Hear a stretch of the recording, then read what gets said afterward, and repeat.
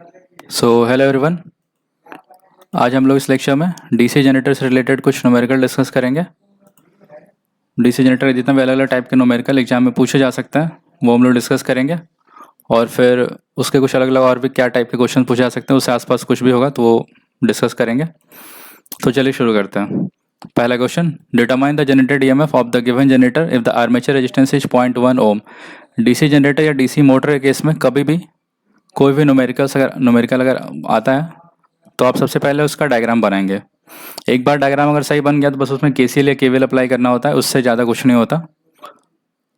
कोई भी फॉर्मूला किसी भी चीज़ का, लॉन्ग शंट हो या शॉर्ट शंट हो या फिर सीरीज जनरेटर हो या फिर शंट जनरेटर हो, किसी भी केस में कोई फॉर्मूला याद करने की कोई ज़रूरत नहीं है। नॉर्मल इस लूप में इस तरह केसीएल केवीएल अप्लाई होता है, सारा आंसर आ जाता है। तो चलिए देखते हैं। Determine the generated EMF of the given generator if the armature resistance is 0.1 ओम। यहाँ पर जनरेटेड ईएमएफ पूछा गया है। ये जो वोल्टेज है यहाँ पे 230 वोल्ट है, शंट जनरेटर है तो 230 वोल्ट पूरे में अप्लाई है ना। फील्ड वाइंडिंग रेजिस्टेंस के अक्रॉस भी 230 वोल्ट है, ये 50 ओम है। तो शंट करंट जो हुआ, शंट वाइंडिंग के अक्रॉस जो करंट है केवल 230/50, ये कितना आएगा 4.6 एम्पियर आएगा, राइट। अब सपोज यहाँ पे ये जो जनरेटेड वोल्टेज है वो ईजी है ना, ये हम लोग मानते हैं। इस केस में आप केवीएल लिखेंगे तो क्या लिखेंगे, ईजी माइनस करंट डायरेक्शन में फ्लो कर रहा है, आर्मेचर रेजिस्टेंस है ना, IARA minus 230 equal to 0। Generated में पूछा गया है तो 230 plus IARA, 230 plus armature resistance, armature current का वैल्यू कितना है, अच्छा ये पहले निकालते हैं। यहाँ पे आर्मेचर करंट का जो डायरेक्शन है वो इस डायरेक्शन में है, 450 इधर हुआ। शंट करंट कितना है 4.6, ठीक है। 450 प्लस 4.6 तो कितना हुआ 454.6 एम्पियर, ये हमारा आर्मेचर करंट हुआ। तो 454.6 इंटू आर्मेचर रेजिस्टेंस कितना है 0.1 ओम। इसको आप सॉल्व करेंगे 230 प्लस कितना होगा 45.46, 45 और 30 75, 275.46 वोल्ट, ठीक है। ये इसका आंसर हुआ। इस केस में आप ये जो फॉर्मूला होता है ये याद रखते हैं बहुत लोग कि जनरेटेड ईएमएफ का जो फॉर्मूला V प्लस IR है, बट ये यहीं से आ रहा है। सिंपल आप यहाँ पे केवीएल लिखेंगे, इस केस में सिंपल आंसर आ जाएगा। अगला question, what is the mechanical efficiency in a DC generator, ठीक है। डीसी जनरेटर बेसिकली क्या करता है, मैकेनिकल इनपुट को इलेक्ट्रिकल आउटपुट में कन्वर्ट करता है, मीन्स मैकेनिकल एनर्जी को इलेक्ट्रिकल एनर्जी में कन्वर्ट करता है, ठीक है। मैकेनिकल इनपुट है यहाँ पे, मैकेनिकल पावर इनपुट, ये पूरा डीसी जनरेटर का जो फ्लो डायग्राम है वो है मैकेनिकल पावर इनपुट। यहाँ से कुछ आयरन एंड फ्रिक्शन लॉस हुआ, उसके बाद electrical power developed in armature. Armature में ऑलवेज AC करंट डेवलप होता है। एग्जाम में पूछा जाता है, या हो डीसी आर्मेचर हो या फिर मतलब डीसी मोटर का केस हो या फिर डीसी जनरेटर का केस हो, आर्मेचर में हमेशा से ही ऑल्टरनेटिंग करंट डेवलप होता है कम्यूटेटेड ब्रश सिस्टम के थ्रू। अगर यहाँ पे डीसी जनरेटर है तो आर्मेचर करंट डेवलप हो रहा है आर्मेचर में, ऑल्टरनेटिंग करंट डेवलप हो रहा है आर्मेचर में, फिर उसको डीसी में कन्वर्ट करते हैं तो रेक्टिफायर, AC को डीसी में कन्वर्ट करते हैं रेक्टिफायर के थ्रू, ये फिर आगे डिस्कस करेंगे। तो मैकेनिकल एफिशिएंसी यहाँ पे, ये हमारा बेसिकली मैकेनिकल सिस्टम हुआ इतना। तो जो मैकेनिकल एफिशिएंसी होता है, electrical power developed in armature EGIA upon mechanical input, ठीक है। इसका फर्स्ट ऑप्शन है VI upon mechanical power supply. VI ये फाइनल लोड आउटपुट है, ये तो मैकेनिकल एफिशिएंसी पूछा है। ये VI अपॉन EGIJ ये हमारा बेसिकली इलेक्ट्रिकल एफिशिएंसी है, ठीक है। मैकेनिकल एफिशिएंसी का आंसर ये है D। EGIA आर्मेचर में जो इलेक्ट्रिकल करंट डेवलप हुआ और जो मैकेनिकल पावर सप्लाई दिया, ठीक है। यहाँ पे इलेक्ट्रिकल पावर आर्मेचर में डेवलप हो गया, फिर कुछ कॉपर लॉस होगा, फिर फाइनल जो हमारा इलेक्ट्रिकल आउटपुट मिला। तो जनरेटर का बेसिकली मैकेनिकल इनपुट से इलेक्ट्रिकल आउटपुट हुआ फर्स्ट। फिर सेकंड केस में ये जो डायग्राम है, जो सेकंड लेवल है इसका, ये इलेक्ट्रिकल एफिशिएंसी है। इलेक्ट्रिकल एफिशिएंसी एग्जाम में पूछा जाएगा तो आप लिखेंगे VIL अपॉन EGI है। ये हमारा इलेक्ट्रिकल एफिशिएंसी है कि आर्मेचर में जो ऑल्टरनेटिंग करंट डेवलप हुआ, उसके बाद कॉपर लॉस हुआ, और ये हमारा आउटपुट है। ठीक है, ये हुआ मैकेनिकल एफिशिएंसी, ये इलेक्ट्रिकल एफिशिएंसी। एग्जाम में एक और क्वेश्चन पूछा जाता है, ओवरऑल एफिशिएंसी। एफिशिएंसी ओवरऑल क्या होगा, तो वो होता है efficiency mechanical into efficiency electrical. ठीक है, ये फॉर्मूला एग्जाम में अलग अलग फॉर्म से पूछा जाता है लिख करके। ये स्टेटमेंट वाइज में कभी कभी एग्जाम में क्वेश्चन आता है कि ओवरऑल एफिशिएंसी क्या होगा, इलेक्ट्रिकल या मैकेनिकल का मल्टीप्लाई होगा, या फिर एडिशन होगा, या फिर सब्ट्रैक्शन होगा। ये एक फॉर्म हुआ, डायरेक्ट ये लिख करके पूछा जा सकता है। फिर पूछा जाता है, इसका वैल्यू दिया रहेगा न्यूमेरिकल टाइप क्वेश्चन में कि मैकेनिकल एफिशिएंसी का कुछ वैल्यू है, इलेक्ट्रिकल एफिशिएंसी का इतना वैल्यू है, तो ओवरऑल एफिशिएंसी क्या होगा। तो दोनों को मल्टीप्लाई करके 100 से करेंगे तो वो परसेंटेज में आ जाएगा। तो ये यहाँ से इस क्वेश्चन में इतना। अगला question, the shunt and current, the voltage and current in various branch in a long shunt compound generator is given in the following network, determine the generated EMF। ये लॉन्ग शंट कंपाउंड जनरेटर है। Long shunt क्यों है, यहाँ पे जो armature है और ये सीरीज वाइंडिंग है, दोनों के क्रॉस फील्ड वाइंडिंग है, इसको लॉन्ग शंट बोलते हैं। सिर्फ अगर फील्ड वाइंडिंग सिर्फ आर्मेचर के क्रॉस होगा तो वो सिर्फ शॉर्ट शंट होगा, उसका आगे डिस्कस करेंगे। ये लॉन्ग शंट कंपाउंड जनरेटर है। यहाँ पे 50 एम्पीयर देखिए इधर जा रहा है, 2 इधर जा रहा है, तो यहाँ पे आर्मेचर करंट का कितना वैल्यू होगा, इस पॉइंट पे KCL लगा देंगे तो आर्मेचर करंट का वैल्यू कितना होगा, 50 + 2 52 एम्पियर। यहाँ पे कितना करंट फ्लो हो रहा है, 52 एम्पियर। अब आप ये जो सेकेंड लूप है ना, ये वाला लूप, इसमें KVL लिख दीजिए तो जनरेटेड EMF आ जाएगा। तो यहाँ पे पहले EG generated EMF minus armature current, armature plus series resistance, ऐसे KVL लिखते हैं। करंट का डायरेक्शन इधर फ्लो कर रहा है तो ऐसे फ्लो कर रहा है, तो यहाँ पे प्लस हुआ माइनस हुआ तो माइनस लिखेंगे, बाद वाला पहले। तो हम ऐसे लिखते हैं, कुछ लोग पहले वाला लिखते हैं, तो दोनों केस में सेम आंसर आएगा। माइनस आइए आर्मेचर रेजिस्टेंस और ये सीरीज रेजिस्टेंस -500 इक्वल टू 0। ये KVL हुआ -500 क्यों, करंट का डायरेक्शन ऐसा माना गया, ये प्लस माइनस है तो बाद वाला लिखेंगे। तो EG क्या हुआ, IA RA + RAC + 500। तो यहाँ पे आर्मेचर करंट हम लोग क्या निकाले, 52, आर्मेचर रेजिस्टेंस 0.03 + 0.05, सॉरी ये उल्टा लिख दिया। ठीक है, ये सीरीज है, सीरीज रेजिस्टेंस, आर्मेचर रेजिस्टेंस +500, ये हो गया 500 + 52 0.08। ये जब सॉल्व करेंगे तो ये आएगा 504.16 वोल्ट। ठीक है, 504.16 वोल्ट। ये इस क्वेश्चन का आंसर हुआ, डेटा जनरेटेड EMF का वैल्यू लॉन्ग शंट जनरेटर में। ठीक है, बस करंट का डायरेक्शन ध्यान रखना है, यहाँ पे 52 आर्मेचर करंट आ गया और फिर बस वोल्टेज ड्रॉप लिखना है। अगला क्वेश्चन,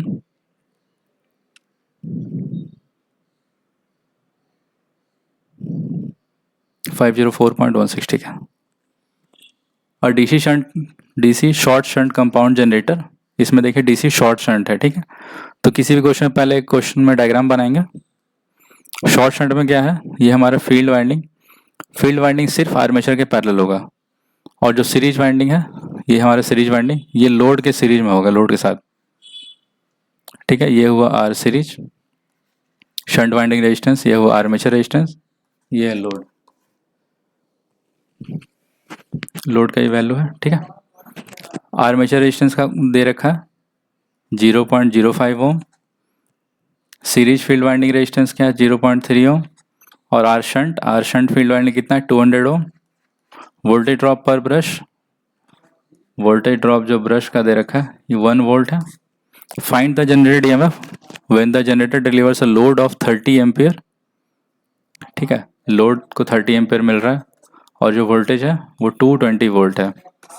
डायग्राम में बस यही ध्यान रखना है कि लॉन्ग शंट कंपाउंड जनरेटर में आर्मेचर और सीरीज के साथ पूरे में ये shunt winding, shunt resistance parallel में है ना, दोनों के क्रॉस है ये शंट रेजिस्टेंस। और शॉर्ट शंट में क्या है, ये शॉर्ट है बेसिकली, सीरीज रेजिस्टेंस जो है लोड के क्रॉस सीरीज में होगा। ठीक है, ये न्यूमेरिकल थोड़ा ट्रिकी होता है, ये वाला जो शॉर्ट शंट जनरेटर। इसमें क्या है कि पहले आपको शंट करंट निकालना है, I शंट, तो इसके क्रॉस वोल्टेज कितना होगा, आर्मेचर के क्रॉस वोल्टेज डायरेक्ट ये 220 वोल्ट तो नहीं होगा, सपोज इसमें हम लोग केवीएल लिखते हैं, ठीक है। यहाँ पे वोल्टेज निकालना है, इसको हम V1 मानते हैं। यही वोल्टेज शंट जो रेजिस्टेंस है उसके क्रॉस होगा। तो ये जो V1 का वैल्यू है, आप देखिए V1 का वैल्यू कितना होगा, 220 प्लस 30 इंटू 0.3।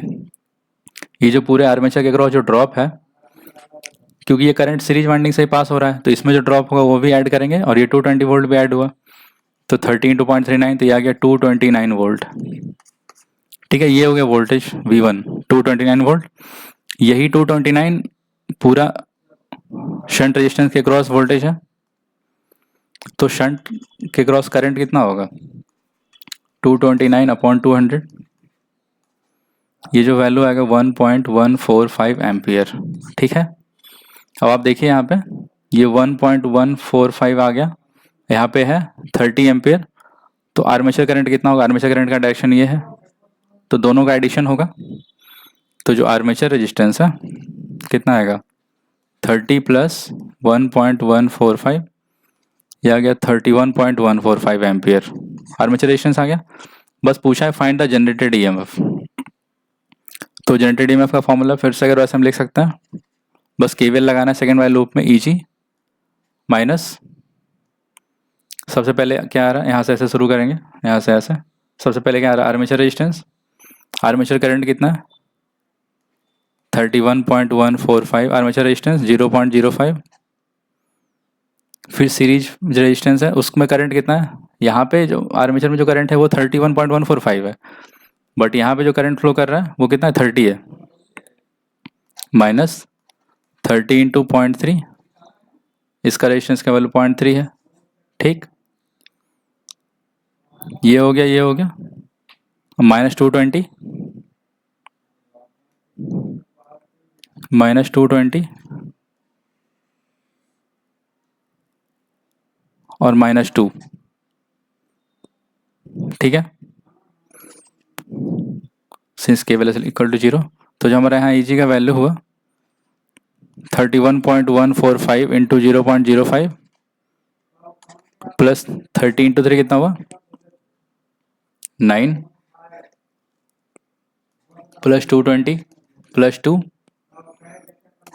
ये 2 जो है ये ब्रश का ड्रॉप है, यहाँ पे क्वेश्चन में दे रखा है वोल्टेज ड्रॉप पर ब्रश 1 वोल्ट, तो हम लोग यहाँ 2 ब्रश मानते हैं जनरेटर केस में। तो ये 2 वोल्ट हुआ, ये 229 और 231, पूरे जब आप सॉल्व करेंगे तो ये 232 आएगा, 232.56 वोल्ट। ठीक है, इसका आंसर ये है। ये मैंने पूरा इसलिए लिखा कि समझ में आने के लिए, अदरवाइज ये 229 पहले से पता था, मतलब इसके अक्रॉस वोल्टेज तो 229 पता चल गया था पहले 229, बस आपको आर्मेचर का लिखना था ये वाला वैल्यू और प्लस ब्रश वोल्टेज ड्रॉप। ये जो 2 टर्म मैंने यहाँ पे लिखा है 220 और 30 इंटू 0.3 ये पहले पता था, बट यहाँ पे समझने के लिए मैंने लिखा कि डायग्राम कैसा भी हो, या कोई वैल्यू दे रखा नहीं रखा है, यहाँ पे बस केवीएल लगाना है, यहाँ पे जनरेटेड ईएमएफ आ गया। अगला question, a separately excited DC generator has a no load voltage of 127 volt, armature resistance 0.02 ohm, shunt resistance 15 ohm, find the armature current with the generator terminal voltage 120 volt on load. Basically पहले generator पे कोई load नहीं है, तो open circuit जो voltage दे रखा है वो 127 वोल्ट है। ठीक है, और जो लोड पे जो वोल्टेज है वो 120 वोल्ट है, आर्मेचर रेजिस्टेंस 0.02, शंट रेजिस्टेंस 15 ओम। ठीक है, यहाँ पे जो वैल्यू दे रखा है ना,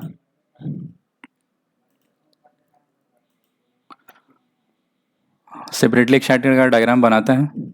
ठीक है, सेपरेटली एक्साइटेड का ये डायग्राम हो गया,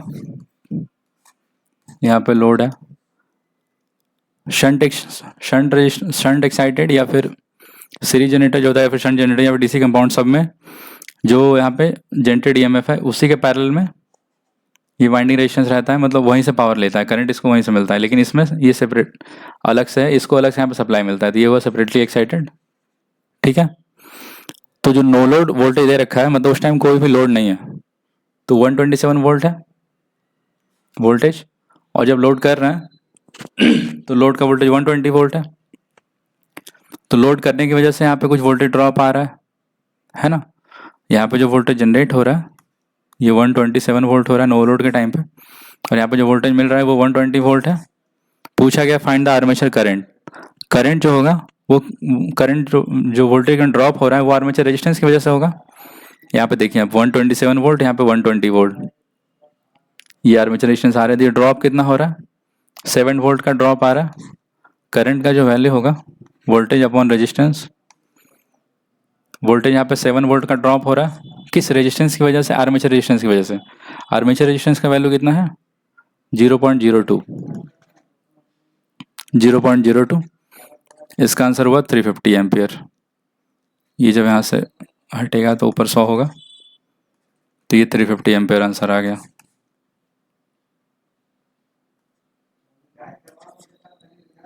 ठीक है, 350 एम्पियर आंसर आ गया। इसमें बेसिकली हम लोग यहाँ पे केवीएल के थ्रू आप सोच सकते हैं।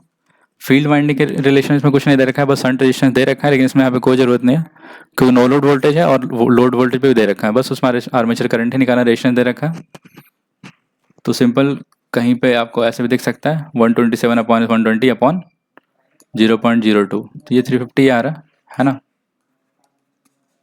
तो बेसिकली वोल्टेज ड्रॉप की बात कर रहा है कि जब लोड हुआ तो कितना वोल्टेज ड्रॉप हुआ। अगला question, the EMF induced in a DC generator, DC shunt generator. ठीक है, तो पहले शंट जनरेटर बनाते हैं।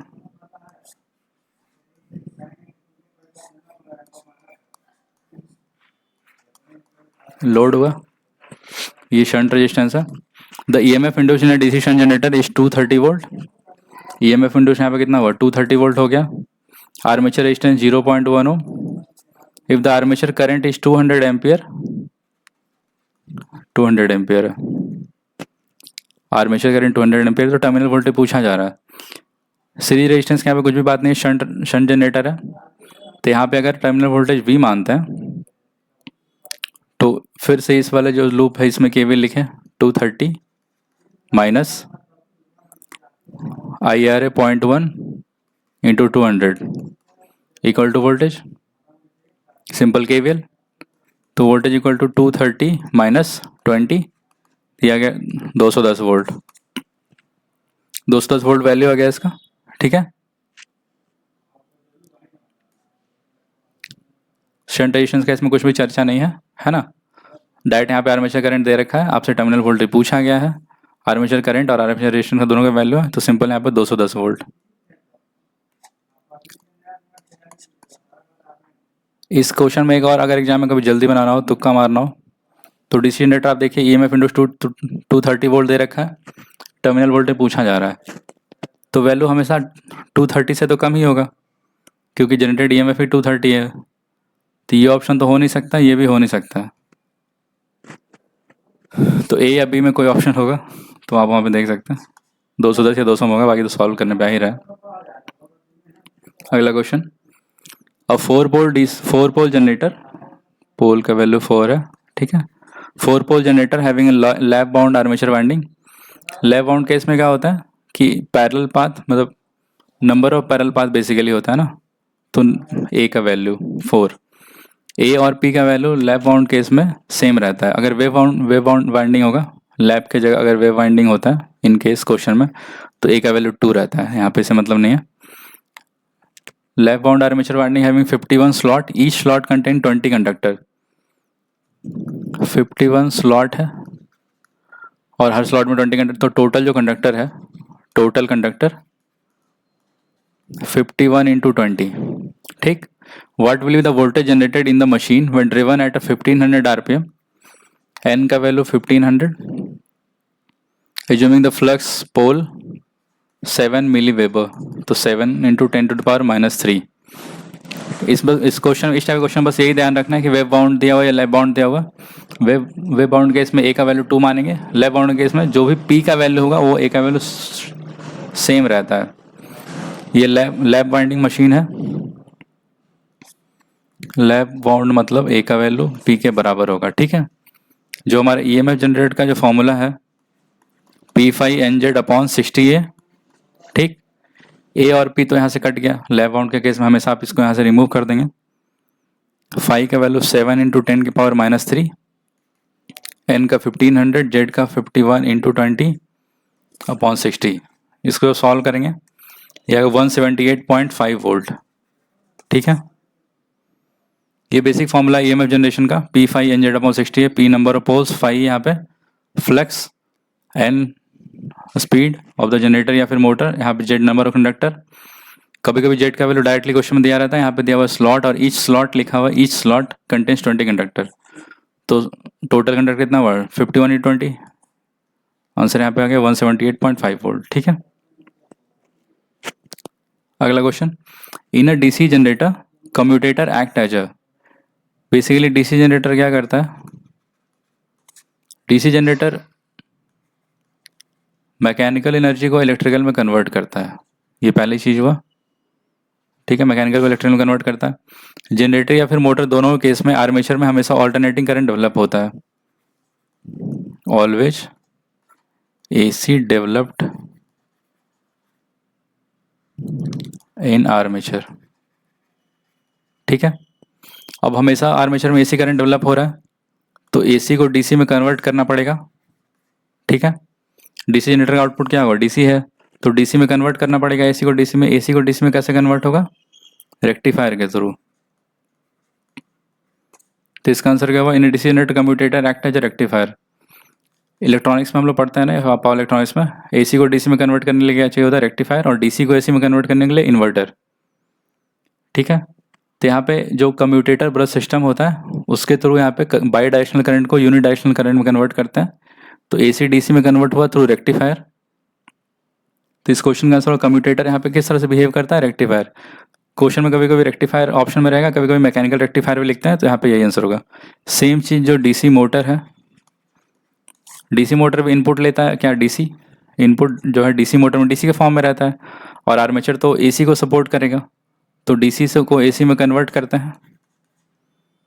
सेम कम्यूटेटर सिस्टम से डीसी को एसी में कन्वर्ट करेंगे। तो यहाँ पे जो कम्यूटेटर इस क्वेश्चन में अगर रहता है, in DC generator commutator act as, तो यहाँ पे डीसी एसी, इसका आंसर होगा इन्वर्टर। इन्वर्टर या फिर मैकेनिकल इन्वर्टर इसको बोला जाता है। दोनों क्वेश्चन पूछा जाता है एग्जाम में, डीसी जनरेटर या मैकेनिकल रेक्टिफायर, या फिर रेक्टिफायर, यहाँ पे डीसी मोटर के केस में इन्वर्टर। क्यों, डीसी इनपुट मिल रहा है डीसी मोटर को। डीसी मोटर का डायग्राम देखिए आपको, जो जनरेटर सेम बनता है, बस यहाँ पे पावर सप्लाई रहता है, जो यहाँ पे लोड लिख रहे थे यहाँ सप्लाई है, वोल्टेज होगा, यहाँ से इसको सप्लाई मिल रहा है, आर्मेचर करंट का डायरेक्शन ऐसे, इसको डायरेक्शन ऐसे, यहाँ सप्लाई मिल रहा है डीसी, यहाँ पे एसी में कन्वर्ट होगा, इसको इन्वर्टर बोलेंगे। अगला question, for a DC machine shunt resistance and armature resistance value R. ये डीसी मशीन का डायग्राम है। अभी आप अगर नोटिस किए होंगे, जो वैल्यू फॉर्मूला में न्यूमेरिकल में दे रखा था, तो हमेशा इसका वैल्यू बहुत कम होता है और इसका वैल्यू ज़्यादा होता है। शंट रेजिस्टेंस का जो वैल्यू है, ये हमेशा हाई होगा और ये लो। ये याद रख, ये वैल्यू ये थोड़ी देर पहले हम लोग देख रहे थे, इसका वैल्यू हमेशा 150, 200, 250 ऐसा होता है। ये 0.1, 0.2, 0.05 है ना। तो शंट रेजिस्टेंस का जो वैल्यू है हाई और आर्मेचर रेजिस्टेंस का वैल्यू लो होगा। दो चार बातें इससे रिलेटेड स्टेटमेंट वाइज पूछा जाता है, तो यहाँ पे देखिए आप, पहले आर्मेचर रेजिस्टेंस की बात करते हैं। आर्मेचर रेजिस्टेंस आ रहे हुआ है ना, ये आर्मेचर रेजिस्टेंस, इसके बारे में बात करते हैं। इसका वैल्यू लो होगा, इसका जो टिपिकल वैल्यू मानते हैं हम लोग लेस देन 1 ओम। ठीक है, ये पहला चीज हुआ, पहले लेस देन 1 ओम, लो वैल्यू है लेस देन 1 ओम। इसमें स्मॉल नंबर टर्न्स रहता है। ठीक है, स्मॉल नंबर ऑफ टर्न्स, जो वाइंडिंग का टर्न्स होगा ना, ये स्मॉल होगा। थिक वायर, ये सब स्टेटमेंट बाई क्वेश्चन पूछा जाता है एग्जाम में, कौन सा सही है कौन सा गलत है। ठीक है, इसका यहाँ पे लॉजिक आप समझ सकते हैं। आर्मेचर रेजिस्टेंस का वैल्यू कम इसलिए रखा जाता है क्योंकि आर्मेचर करंट का वैल्यू बहुत ज़्यादा होता है, तो आर्मेचर करंट का वैल्यू सिंस ज़्यादा है तो रेजिस्टेंस का वैल्यू कम रखते हैं ताकि लॉस कम हो, है ना। कम रेजिस्टेंस रहता है, सिंस रेजिस्टेंस लो तो वोल्टेज ड्रॉप कम होगा, पावर लॉस भी कम होगा। ठीक है, तो यही सारा रीजन है। अब थोड़ा सा शंट रेजिस्टेंस देख लेते हैं। शंट रेजिस्टेंस, इसका वैल्यू हाई रहता है, ये ग्रेटर देन 100 ओम होगा हमेशा। 100 भी कम ही होता है, 150 200 ओम 230 ऐसा रहता है लोड वोल्टेज के हिसाब से। इसका हमेशा ज़्यादा होगा। इसमें देखें स्मॉल नंबर टर्न्स है, इसमें टर्न्स ज़्यादा होगा। आप हमेशा देखते भी होंगे जब डायग्राम ये बनता है तो ये हमेशा ज़्यादा ही डायग्राम बनाया जाता है। वो ऐसा नहीं कि ऐसे बना देते हैं, वो बस रियलिटी में ऐसा है, इसलिए ऐसा बनाया जाता है। तो लार्ज नंबर ऑफ टर्न्स, ठीक है, लार्ज नंबर ऑफ टर्न्स। और इसमें जो वायर होता है ये थिन वायर रहता है, थिन वायर, ठीक है। एक चीज़ आप यहाँ पे समझ सकते हैं, थिक वायर आने का रीजन क्या है कि इसका क्रॉस सेक्शनल एरिया ज़्यादा होता है। क्रॉस सेक्शनल एरिया ज़्यादा होगा तो resistance equal to rho L upon A, area ज़्यादा होगा तो रेजिस्टेंस का वैल्यू कम हो जाएगा। यहाँ पे थिन वायर है तो ओवरऑल जो क्रॉस सेक्शनल एरिया है वो कम होगा, तो रेजिस्टेंस का वैल्यू ज़्यादा हो जाएगा। इस केस में रेजिस्टेंस का वैल्यू ज़्यादा रखा जाता है। आर्मेचर में तो आप समझे रेजिस्टेंस का वैल्यू कम है, बट आर्मेचर करंट ज़्यादा है तो वोल्टेज ड्रॉप कम करने के लिए रेजिस्टेंस का वैल्यू कम रखते हैं आर्मेचर रेजिस्टेंस, ठीक। यहाँ पे शंट रेजिस्टेंस ज़्यादा रखते हैं क्योंकि ये लोड के पैरेलल लगा हुआ है, यहाँ पे तो जो वोल्टेज है वो होगा ही, तो इसका रेजिस्टेंस का वैल्यू बढ़ा देते हैं। तो आई शंट होता है ना, वी अपॉन आर शंट, तो इसका वैल्यू बढ़ा देते हैं तो करंट का वैल्यू कम हो जाता है। और करंट का कम हुआ तो सेम केस यहाँ पे भी पावर लॉस जो होता है, फील्ड में जो कॉपर लॉस हो रहा है, सबका वैल्यू कम होगा। तो ओवरऑल मतलब मशीन का एफिशिएंसी अच्छा रहता है। सो दोनों को उस हिसाब से डिजाइन किया जाता है। उम्मीद है आपको समझ में आया होगा। अगला क्वेश्चन, डीसी शंट जनरेटर, एक शंट जनरेटर बनाता है।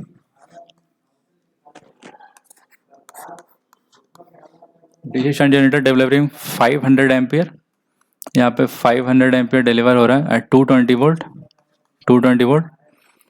The shunt field current is 10 ampere, ये भी दे रखा है value 10 ampere.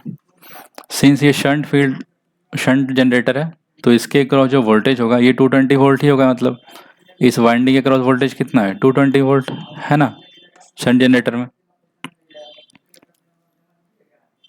The armature resistance is 0.01 ohm, stray power loss दे रखा है 5000 वॉट, ठीक है। The efficiency of the generator, efficiency क्या होता है, आउटपुट अपॉन इनपुट। तो आउटपुट अपॉन इनपुट क्या होगा, आउटपुट और प्लस लॉस जो हुआ मशीन में, ठीक है। आउटपुट क्या है, आउटपुट पावर है ना, ये भी आउटपुट पावर। पहले लॉस कैलकुलेट करते हैं, है ना। पहले फील्ड कॉपर लॉस, सबसे पहले फील्ड में क्या कॉपर लॉस हो रहा है, field copper loss. Field copper loss का value voltage into current, 220 into 10, ये 2200 वाट। फिर armature copper loss, field copper loss, armature copper loss, और जो फील्ड स्ट्रे पावर लॉस दे रखा है ये टोटल लॉस हुआ। तो आर्मेचर कॉपर लॉस क्या होगा, I square R, armature copper loss I square R. Current का वैल्यू कितना है, आर्मेचर करंट, अच्छा जनरेटर है, ये डायरेक्शन हुआ आर्मेचर करंट का, ये 510 है, ये 500, तो यहाँ पे कितना होगा आर्मेचर करंट, 500 प्लस 10 510, ठीक है। 510 का होल स्क्वायर इंटू रेजिस्टेंस का वैल्यू 0.01, जो आर्मेचर कॉपर लॉस हुआ वो हुआ 2601 वाट, ठीक। यहाँ से टोटल लॉस कितना हुआ, armature copper loss 2601, field copper loss 2200, और स्ट्रे पावर लॉस दे रखा है 5000, 5 2 7 2 9 6 2 8 9801 आ रहा वाट, ठीक है। ये टोटल लॉस आ गया। अब मैं यहाँ से हम एफिशिएंसी कैलकुलेट करते हैं। आउटपुट पावर कितना है, वोल्टेज दे रखा है 500, करंट का वैल्यू 200, तो वोल्टेज 220 इंटू 500 आउटपुट हुआ ये। नीचे भी आउटपुट लिखेंगे 220 इंटू 500 प्लस टोटल लॉस कितना है 9801। इसको जब आप सॉल्व करेंगे तो ये आएगा 91.82%। लास्ट में 100 से मल्टीप्लाई करेंगे परसेंटेज के लिए, ठीक है। ये हमारा एफिशिएंसी का फॉर्म, ये एफिशिएंसी हुआ output upon input. Loss calculate कर लिए, फील्ड कॉपर लॉस आर्मेचर तीनों को ऐड करके, ये इसका आंसर हुआ 91.82%, ठीक है। तो इस क्लास में इतना ही। उम्मीद करते हैं आपको इसे समझ में आया होगा, कुछ सीखने को मिला होगा बहुत कुछ। डीसी जनरेटर और डीसी मोटर दोनों ही केस में फॉर्मूला बहुत सारा इसमें लिख सकते हैं, बट सारा आंसर केवीएल या फिर केसीएल लिखे आया था। आपको बस बेसिक फॉर्मूला पता होना चाहिए। पावर का जो आई स्क्वायर आ रहा है या फिर वी इंटू आई है, एफिशिएंसी का जो आउटपुट अपॉन इनपुट जो फॉर्मूला होता है। इसके अलावा और कुछ ज़्यादा ज़रूरत नहीं है, बस केसीएल और केवीएल होना चाहिए। बस डायग्राम हमेशा सही बनना चाहिए और करंट का डायरेक्शन सही पता होना चाहिए। जैसे यहाँ पे डीसी जनरेटर के केस में ये आउटपुट है, ऐसे निकल रहा है। मोटर में क्या होता है कि यही डायरेक्शन रिवर्स हो जाता है। यहाँ से हम लोग ऐसे लेते हैं, वो अगले क्लास में डिस्कस करेंगे। यहाँ से इनपुट आता है, इधर आता है, फिर ये इनवर्ट डायरेक्शन रहता है। बस डायरेक्शन सही होना चाहिए और आप केसीएल केवल लिखेंगे सही से, हमेशा आंसर आ जाएगा। बहुत सारे फॉर्मूला उस रिलेशन में है, मतलब V equal to I plus R है, V equal to E plus R है। जनरेटर केस में अलग, मोटर केस में अलग, उसमें बहुत सारा कन्फ्यूजन होता है, उससे कोई ज़रूरत नहीं है। तो यहाँ से हम लोग सोच सकते हैं। उम्मीद करता हूँ कुछ सीखने को मिला होगा। मिलते हैं अगले क्लास में। आप कमेंट सेक्शन में बताना क्लास कैसी लग रही है, और किसी और टॉपिक पर अगर आपको वीडियो चाहिए तो आप वो भी कमेंट करना। तब तक के लिए थैंक यू।